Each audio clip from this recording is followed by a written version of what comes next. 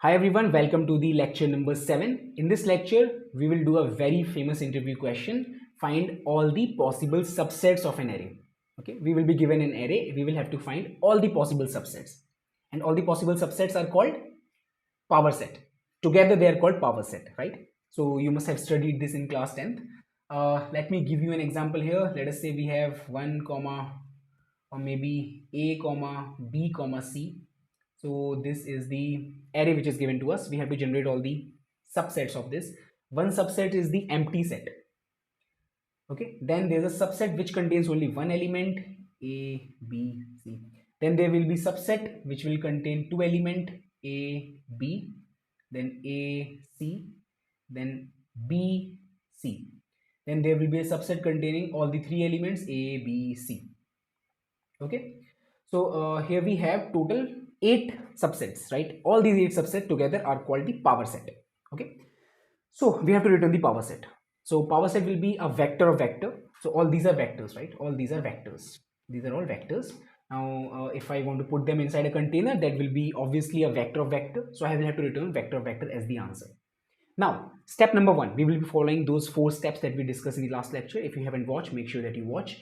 So we have to follow these 4 steps. Step number 1, identify this problem as a recursive problem, whether it is recursive in nature or not. Okay, so what I would ask you to do is basically try to break this down. Try to break down this problem into smaller sub problem. Okay, so what I will do is I will say, okay, if somebody gives me all the possible subsets for b comma c, okay, if somebody gives me a power set for b comma c, then will I be able to generate all the possible subsets or the power set of a comma b comma c? Let us see this.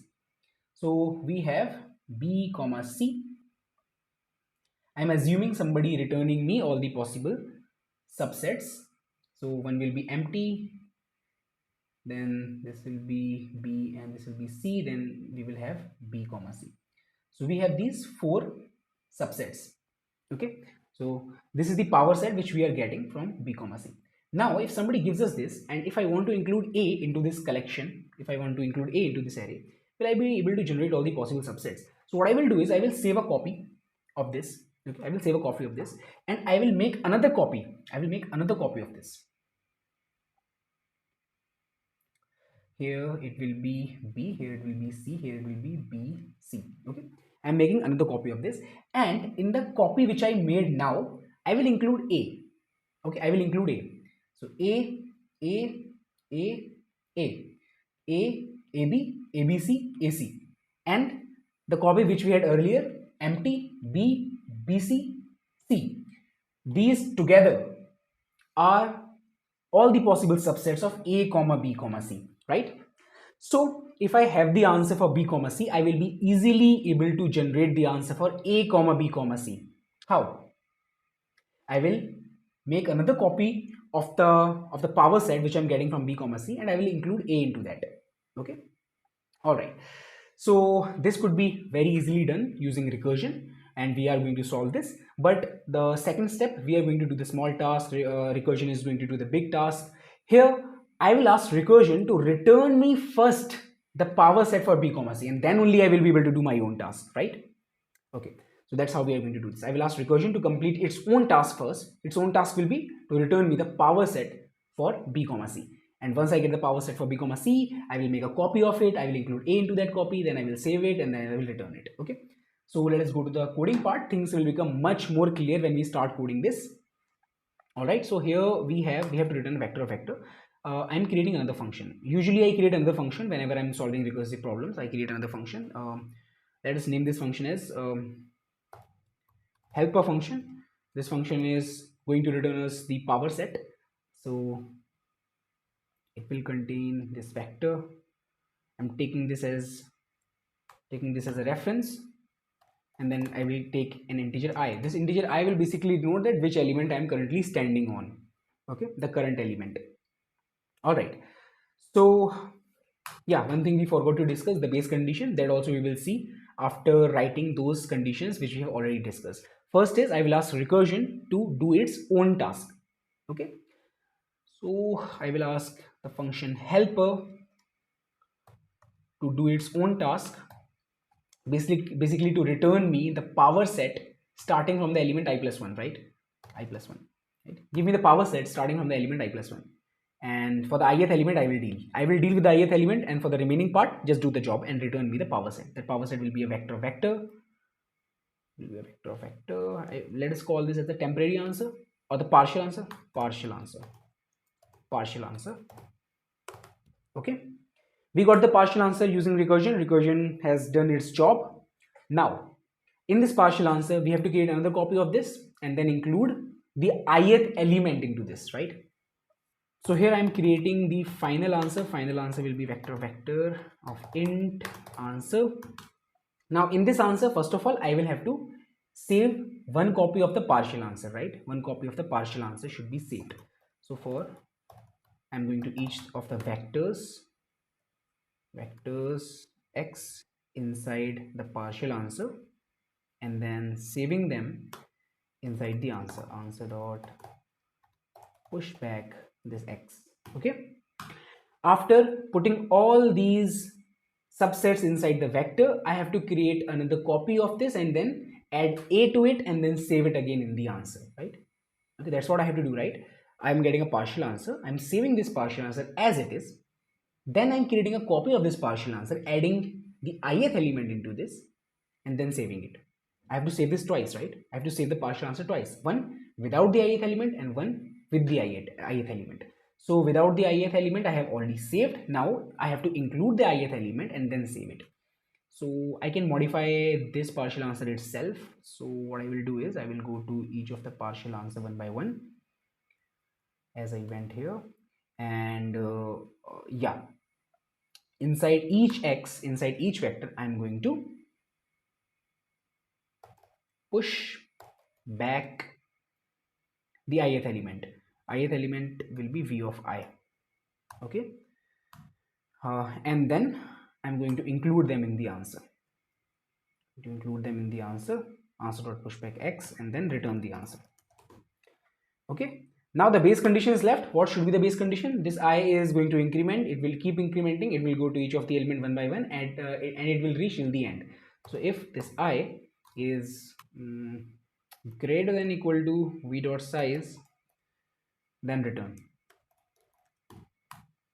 return what? Return this, an empty array of array, an empty vector of vector. That's what you have to return from here, right? So I think we're done with this. Let me call this function helper. This function helper is going to take v and it's going to take 0 initially, and that's it, and yeah, it will return us something, and that's something we are going to return. So oops, we are getting a wrong answer. Why are we getting a wrong answer here? Let me take the custom test cases. So let's say we have 3 elements, 1 space 2 space 3. Let me run for this. So my output is 3 2 3 2 1. Basically it's in reverse order.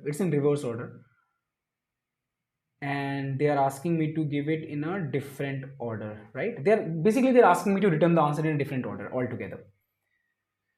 All right, so no issues at all. Answer should be accepted, it should be correct, but they want me to return it in a different way, so I can do it. I can do that as well. For that I will have to reverse the arrays and save it, right?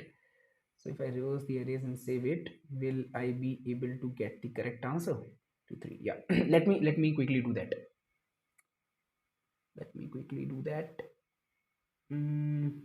Anyways, these are subsets, right? So 3 to 1 is same as 1 to 3 as a subset if we consider, right? So let's try one thing. Instead of pushing the element at the back, I should push it at the front. So vector of int temp. Okay, in this temp I am pushing the ith element, temp dot pushback v of I, push the ith element. After that I'm pushing all the elements of this x one by one.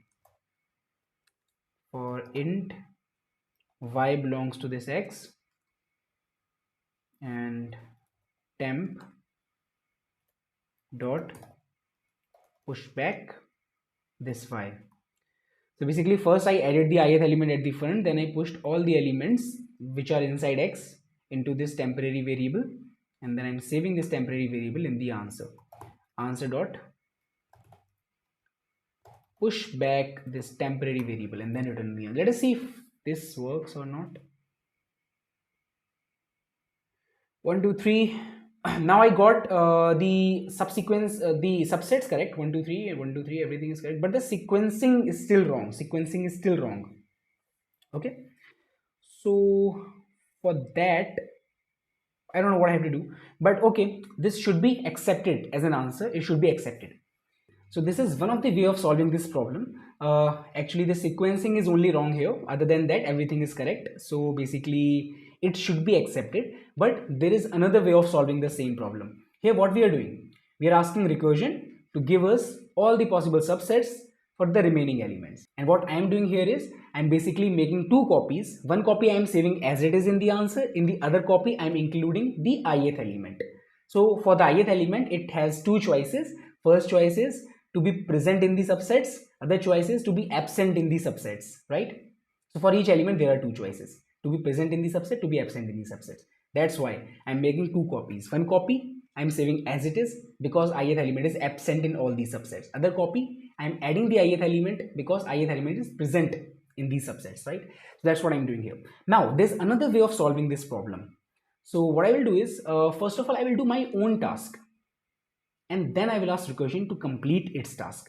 My own task will be, I will have two options for me. First option will be for the ith element. One option will be to include this in the subset. Other option will be to not include this in the subset. Okay. So let us try to code that solution as well. But in that solution, we will be constructing a subset. There we will be constructing a subset, right? So in the argument list, we will have a subset as well. Vector of int subset. This will be the subset which we are constructing. So it will be helper and it will be void. It will not return us anything. Basically, it will construct a subset, and once it is done constructing the entire subset, it will save it somewhere. So for saving it, it is going to save it in a vector of vector only. Vector vector answer. Okay. So this also I am passing. Now here we are going to do our own small task first. What's the small task that we have to do? We have two options for the ith element, one to include it, one to ignore it. Okay. So let us go with the first one, to include it. Include the ith element. So if I want to include the ith element, I will have to add that ith element into the subset. Subsets dot push back the ith element v of I. Done. And rest of the thing recursion is going to handle. So I'm going to call this helper v comma I plus 1 subset comma answer. Okay, rest of the thing recursion is going to handle. All right. Now what's the second small task that I have to do? To ignore the ith element and not include it in the subset, right? But we have already included it in the subset. So for that we will have to take it out again. Okay, we will have to take it out, pull it out. Okay, subset dot pop back. Basically pop back is going to pop the ith element which we have pushed in the fourth line. Okay, it's going to pop back. So after that, ask recursion to do the remaining task. Okay, ask recursion to do the remaining task. So here it is, not including the ith element. Alright, so I had two small subtasks. One was to include the ith element. I did that and then called recursion for the remaining part. And then one was to not include the ith element. I did that and I called recursion for the remaining part. That's it. I'm done with this. Now, what should be the base condition? The base condition is again that base if I is equal to v dot size. In that case, I reach till the end and I don't have to go any further, but I am done constructing the subset. I want to save this subset somewhere, and that will be inside answer. Answer dot push back this subset. That's it, and simply return from here. All right, I'm done with this. Now let me call this function. For that I will have to create an answer vector of int answer, and then I have to create a subset vector of int subset v comma 0 comma subset comma answer, and finally I have to return the answer. Let us try to run this. Let's see if there are any compilation errors. There are compilation errors. Let me solve them one by one. Okay, we should not include the return statement here. That's it. Let me run this again. It worked. Let me submit this. So basically this time it is working because the sequencing is as per the compiler, as per the online judges demanding. So it was all about sequencing. Earlier also our approach was correct and our answer was correct. This time also our approach and answer is correct. It is all that the online judge wants us to solve it this way. Okay, that's not an issue, but you should be able to understand both of these approaches. Now you can take a pen and paper, try to implement both of these approaches, try to understand that what's going behind the scenes, and I'm going to draw the recursion tree for the same. So let us draw the recursion tree so that you can better understand that what's the space complexity and what's the time complexity of this approach. Okay, I know the difficulty level might have increased from the previous lectures, but don't worry, you can watch the lecture again. I know these are the kind of questions that will be asked in the interviews, right? So you can watch the lectures again. Now, and as we go ahead, we will be solving more and more problems. These problems are going to be super simple for you. Okay, these will become really super simple for you after a certain time. So to draw the recursion tree, I am taking only the variables here. What are the variables? V is not a variable, of course, because V is fixed. Okay, V is never changing. I is changing. Subset is changing. We are pushing something in the subset. We are popping something from the subset is changing. Answer is also changing, but let us ignore answer. You will get to know without including the answer that how is the recursion tree going. So we are only going to include this I and then this subset. Okay. So initially I is equal to 0 and subset is empty. Subset is empty. Okay. Now we are going to start, and string was, the array was ABC. So when I is equal to 0, we are talking about A. So A is going to have two options, one to be included, one to be ignored. So on the left hand side, A is included, I is going to become 1, A will be there inside the subset. Okay, here I is equal to 1 and this will not be, A will not be included, so it will still be empty. Now going deeper down into recursion, I will become 2. So here when I was 1, we were talking about B. B is also going to have two options, one to be included, one to be ignored. So if B is included, it will become AB, and if B is ignored, it will become A. Here, if B is included, it will become B. If B is ignored, it will still be empty. Now, I is equal to 3. We are talking about C. We are talking about C. So, we are talking about C. Here, C will be included. So, it will become ABC. Here C will be ignored, it will become AB. Here C will be included, it will become AC. Here C will be ignored, it will become A. Here C will be included, it will become BC. Here C will be ignored, it will become B. Here C will be included, it will become C, and here C will be ignored, it will become empty. So all these 8 subsets, this is the base condition, right? I is equal to 3 was the base condition. So we are stopping here and we are saving it into the answer. All these things will be saved in the answer. These are all the base conditions. So all the 8 possible subsets will be saved in the answer and we will return the answer. So this is the recursion tree. You can see how many nodes are there and what's the height. So height is basically equal to the total number of elements, right? This is the height. So 1, 2, 3, 4. 4 is the height. Total number of elements are 3. So if the elements are n plus 1 is the height, which is big of 1 only, big of n only. This is the height, and height denotes the space complexity. This much space is required, right? Obviously, apart from the space that we are creating for answer, this is the space required for recursion, right? Now, what about the time complexity? How many nodes are there? How many nodes are there? You can calculate it easily with the help of geometric progression. You can see in the level 1 we have 1 node. In the level 2 we have 2 nodes. In the level 3 we have 4 nodes, and so on. This is a geometric progression, right?